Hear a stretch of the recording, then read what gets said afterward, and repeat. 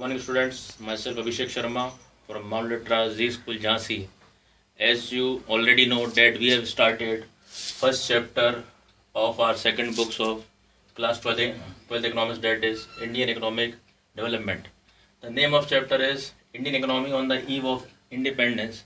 In this chapter we have already taken the first topic, that is main features of the Indian economy during the time of independence.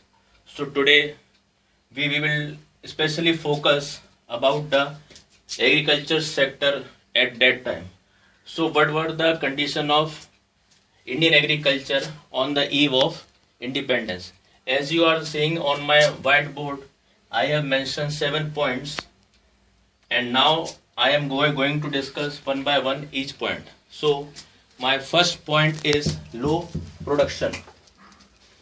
Production refers to the total output, while productivity refers to the output per hectare of land.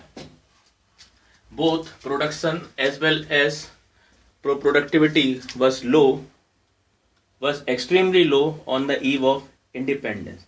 It arose on account of lack of means as well as incentive on part of the cultivators.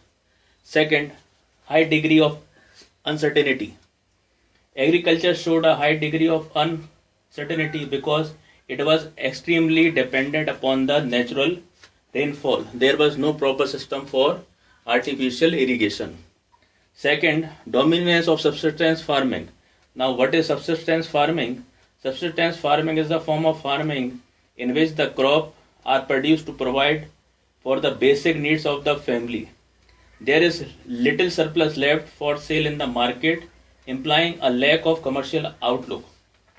Now, the next is gulf between owner and the tillers of the soil. Gulf here means a type of war.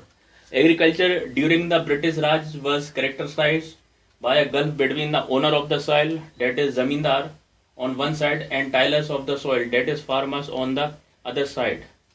While the owners shared the output, they seldom shared the cost of production. Fifth, small and fragmented landholdings. Landholdings were both small as well as fragmented. Fragmented landholdings means a piece here and a piece there. According to this, the most landholdings were uneconomic, yielding very low output at very high cost. Sixth, one of the most important point is land revenue system under the British Raj. The British government in India introduced a unique system of land revenue. It set up a triangular relationship among the government, the owner, and the tiller of the soil. This was properly known as zamindari system of land revenue. The distinct feature of this system were zamindars were recognized as a permanent owner of the soil. Second, zamindar were to pay a fixed sum of government as a land revenue. Third, zamindar were free to extract as much as from the tillers of the soil as they could. This led to unlimited exploitation of tillers of the soil by the zamindar. The rate of land revenue were frequently raised by the zamindar. Tillers were reduced to the status of landless labor. Now, the most important is the 7th point, that is forced commercialization. In this point, commercialization of agriculture refers to a shift from cultivation for the self-consumption to a cultivation for the market. There are some notable points in this context.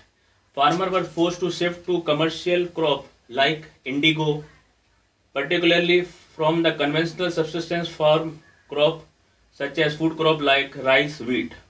The reason behind it, indigo was required by the textile industry set up in Britain.